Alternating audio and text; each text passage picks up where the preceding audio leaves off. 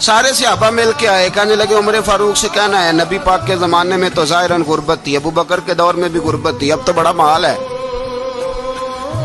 عمر سے سفارش کرو کہ عمر نیا کرتا پہنا کرے۔ ملکوں کے سفیر آتے، عمر وہی پھٹی پرانی چادر اوڑھ کے اور وہی کئی جگہ پہ پیوند لگے سوٹ پہن کے سفیروں کے سامنے بیٹھ جاتا ہے۔ عمر کو مشورہ دو، طے ہو گئی بات۔ سب نے جب مشورہ دے لیا تو سارے کہنے لگے یہ بتاؤ شیر کی مونچھ کو ہاتھ کون لگائے گا؟ کہنا کس نے ہے؟ بندہ بھی تو ڈھونڈو نا۔ میں کہا جناب میرا یہ خیال ہے کہ مولا علی شیر خدا کہیں گے، کیونکہ جس شخص کی عمر کو سب سے زیادہ حیا کرتے دیکھا وہ شیر خدا مولا علی ہے رضی اللہ تعالی علی کہیں گے، اس لیے کہ جناب علی تو کئی دفعہ جب گفتگو کرتے تھے تو حضرت عمر چپ کر جاتے تھے اور فرماتے تھے علی نہ ہوتا تو میں ہلاک ہو جاتا۔ تو کہا علی سے کہو۔ جناب علی شیر خدا کو بلایا، کس کام کے لیے؟ جی اللہ اکبر۔ یہ ذرا آپ نے اس دور پہ اس بات کو ذرا لاکا جناب ان سے کہیں کہ زیادہ نہیں، ایک کرتا نیا پہن لے، سفیر آتے ہیں وزیر آتے ہیں تو ایک کرتا نیا پہن لے۔ حضرت علی کو بلایا، فرمانے لگے کوئی اور بات ہوتی تو میں کہہ دیتا، یہ والی میں نہیں کہہ سکتا، کوئی اور ہوتی تو میں عمر کو کئی دفعہ کہہ دیتا ہوں، جلال میں بھی تو سن، یہ والی میں نہیں کہہ سکتا، میں تمہیں ایک مشورہ دیتا ہوں۔ کہ وہ کیا؟ کہنے لگے سید عائشہ صدیقہ سے کہو، وہ مومنوں کی ماں ہیں، عمر ٹالے گا نہیں۔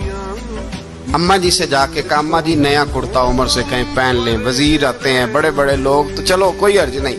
اماں جی نے کہا اچھا کوئی بات نہیں میں بلا لیتی ہوں۔ جناب عائشہ نے پیغام بھیجا، جب خادم نے کہا نا مصطفیٰ کے گھر سے پیغام آیا ہے تو 20 لوگ بیٹھے تھے، عمر کانپتے ہوئے اٹھے، کانپتے دوڑے۔ حضرت عائشہ پردے میں تھی تو فرماتی ہیں عمر اتحیات کی حالت میں بیٹھ گئے۔ کہا اماں جی دیر تو نہیں ہو گئی مجھے آنے میں؟ کہا نہیں ٹائم پہ آ گئے ہو۔ کس لیے بلایا تھا؟ کہا عمر دیکھو غربت کے معاملات اور ہوتے ہیں، جب اللہ آسانی دے تو کوئی چیز استعمال کرنا حرام نہیں ہوتی، اگر حرام ہے تو بتاؤ۔ کہا نہیں اماں جی حلال ہی ہے۔ تو فرمایا پھر اتنے سفیر آتے ہیں مشیر آتے ہیں، اب تو مال غنیمت بڑا آتا ہے، ڈھیر لگ جاتے ہیں مسجد میں، تو چل ایک نیا کرتا تم بھی پہن لیا کرو، اور آپ نیا کرتا پہنو گے تو دھاک بیٹھے گی غیروں پر۔ تو صحابہ کا مشورہ ہے کہ آپ نیا لباس پہنے۔ اماں جی کہتی ہے میں نے حکم دیا تو عمر چپ کر گئے، گردن جھک گئی۔ تھوڑی دیر کے بعد سیدنا عمر فاروق نے سر اٹھایا تو داڑھی پہ آنسو گر رہے تھے، رو پڑے، کہنے لگے پاک محبوب کی پاک بیوی جیسے حکم کرتی ہو میں حاضر ہوں، پر مجھے وہ والا لباس پہنانا جو میرے مصطفیٰ نے پسند فرمایا ہے۔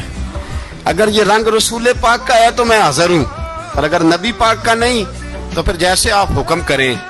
جناب عائشہ کہتے ہیں عمر روئے تو میں زیادہ روئی، میرا پلو بھیگ گیا آنسوؤں سے۔ میں نے کہا عمر آپ جائیے۔ عمر یوں نکلے تو جو صحابہ کھڑے تھے وہ کونے میں تھے، سارے آ گئے۔ کہا اماں جی کیا بناؤ؟ فرمایا بھائی تم سب جو باتیں کہتے ہو وہ اپنی جگہ ٹھیک ہیں، پر عمر جو بات کرتا ہے وہ سب سے زیادہ ٹھیک ہے۔